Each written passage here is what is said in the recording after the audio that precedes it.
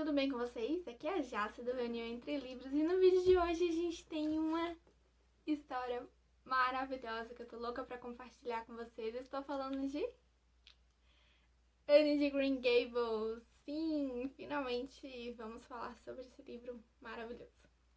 É um livro que eu já li já tem alguns dias, na verdade já tem quase um mês quando esse vídeo sair.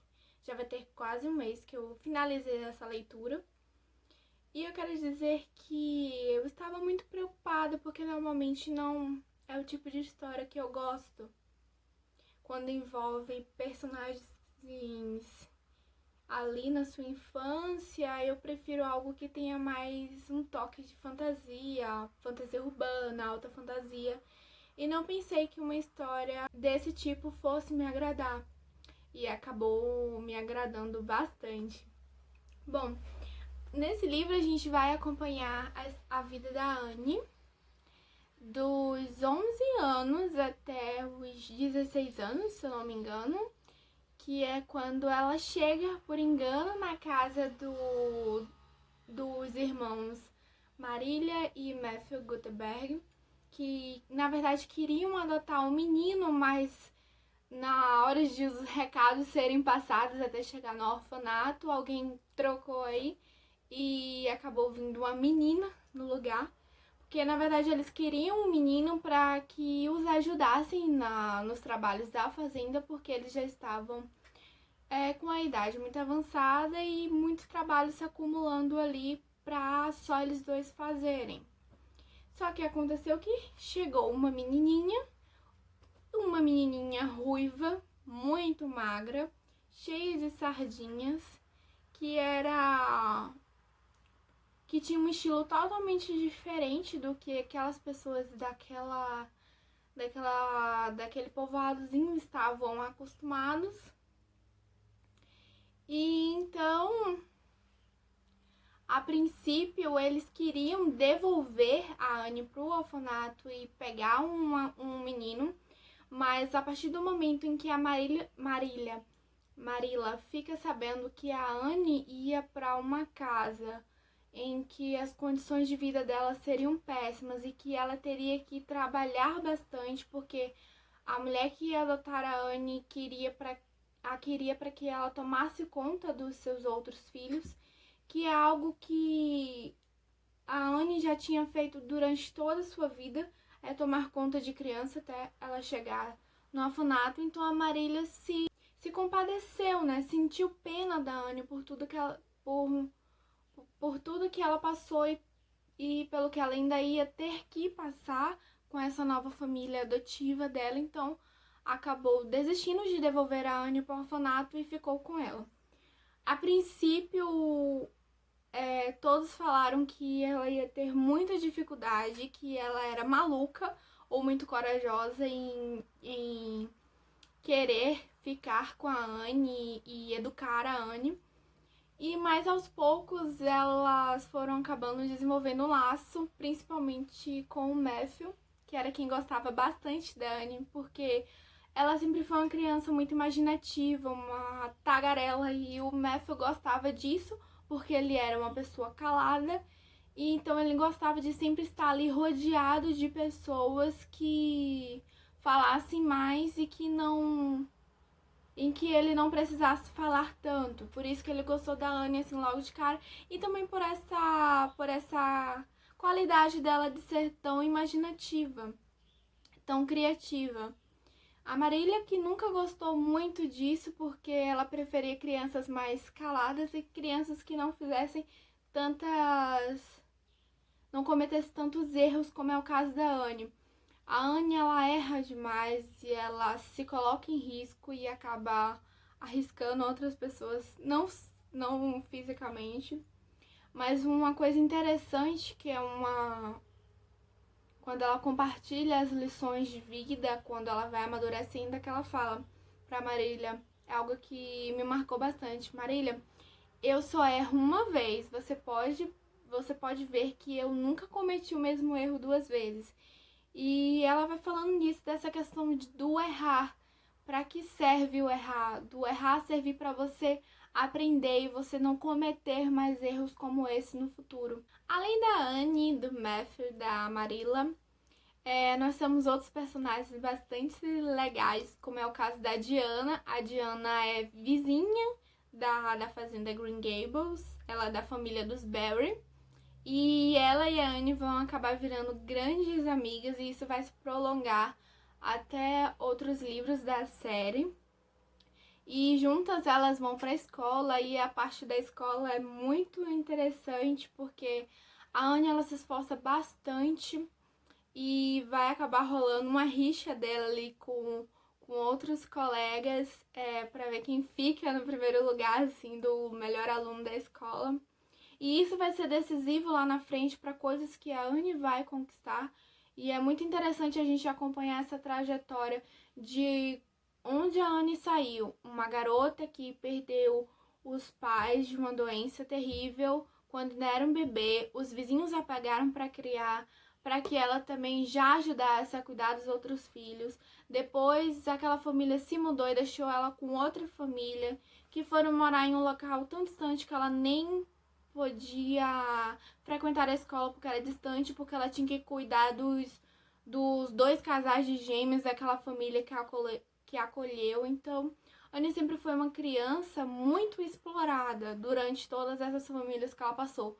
Porque ela não perdeu os pais e foi para um orfanato. Não, as famílias ficaram com ela e ela acabou servindo de empregada, de babá para essas famílias. Ninguém nunca adotou ela com a intenção de cuidar.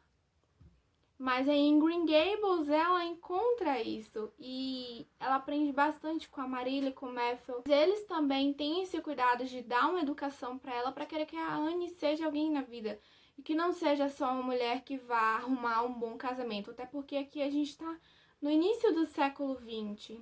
Então eles não querem isso para Annie, eles querem que a Annie estude, que a Annie se forme e que ela tenha uma profissão e que se ela quiser se casar um dia, que ela se case por amor e não por interesse, como é o caso de outras meninas ali, que, como a gente está no início do século XX, ainda tem muito aquilo dos pais arrumarem casamentos para suas filhas por questões financeiras. E aqui também a gente vê a participação da igreja nisso tudo, porque eles frequentam a igreja.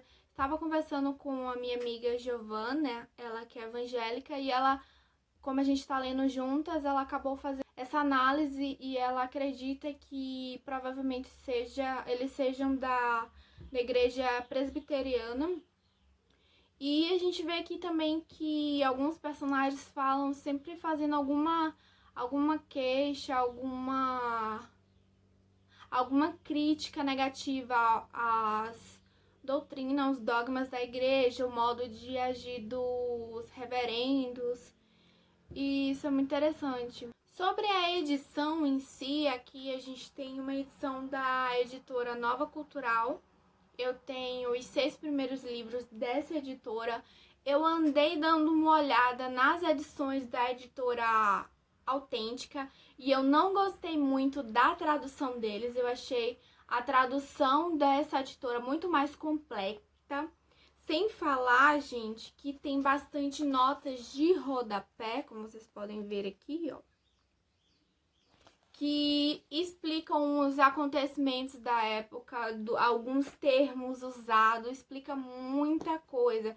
Explica a que a autora se refere quando alguns personagens falam algumas frases assim mais poéticas, dá essas referências também. É muito, muito interessante como a editora teve esse cuidado ao fazer essa edição. Essa edição não tem ilustrações, eu também não prestei atenção se outras tinham, mas eles têm um cuidado muito interessante com o início dos capítulos em colocar esse símbolo aqui, sem falar que as capas elas são lindas, né? Uau, fogos na hora dessa. Em questão de diagramação, a diagramação é muito boa, é muito confortável, a folha é muito confortável. São páginas amareladas, se eu não me engano é papel pólen 70, eu não tenho certeza. E são muito confortáveis de ler, são muito confortáveis. Eu já tô no terceiro livro e são edições muito confortáveis de se ler mesmo. Antes de finalizar, eu queria deixar aqui o meu amorzinho, a Senhora Linden, como vocês puderam ver quando eu mostrei o primeiro capítulo, né? A Senhora Rachel Linden é surpreendida. Ela é minha personagem favorita. A princípio, eu não gostei dela, porque ela é muito fofoqueira, se mete da vida das pessoas. Mas depois eu fui acabando criando uma simpatia, assim, com a Senhora Rachel Linden. E isso tá se estendendo também aos outros livros, porque ela vai passar por muitas situações complicadas e isso vai ser muito interessante ver esse lado dela na história, quando ela passa por problemas. E que ela é uma das personagens mais engraçadas aqui.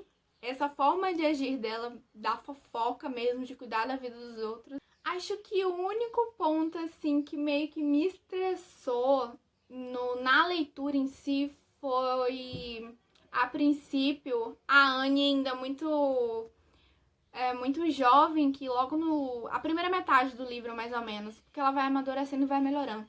Ela fala desencarrilhadamente, então a gente tem parágrafos assim que é uma página e meia, 2 páginas só de um parágrafo de Anne e seus devaneios, e chega um ponto que de princípio é engraçado, mas chega um ponto que começa a ficar meio chato. Então ela vai amadurecendo, ela vai aprendendo a controlar a imaginação dela, porque não é algo ruim uma criança ser imaginativa, ser criativa e tal.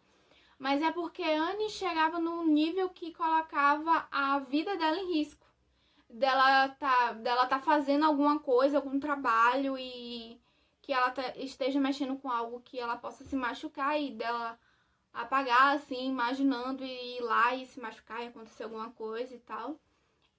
Aconteceu 2 vezes, ou 3, se eu não me engano. Mas é isso, ela vai aprendendo e vai também amadurecendo, e aí a história vai ficando ainda mais legal.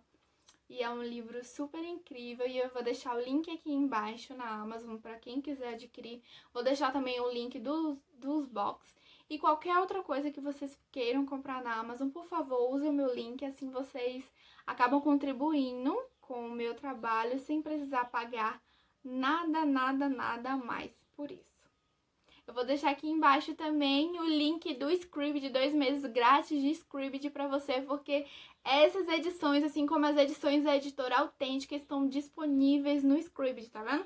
Em 2 meses você consegue ler aí alguns livrinhos de Anne Green Gables lá. Não se esquece de curtir, compartilhar o vídeo, comentar também o que você gostou, se você tem alguma pergunta a fazer. Eu acho que eu só esqueci de falar a quantidade de páginas, mas são 336 páginas, para quem esteja preocupado com a quantidade de páginas. Mas são folhas grossinhas, então por isso que parece que é um pouquinho maior. Um super beijo pra vocês, meus amores. A gente se vê no próximo vídeo. Tchau!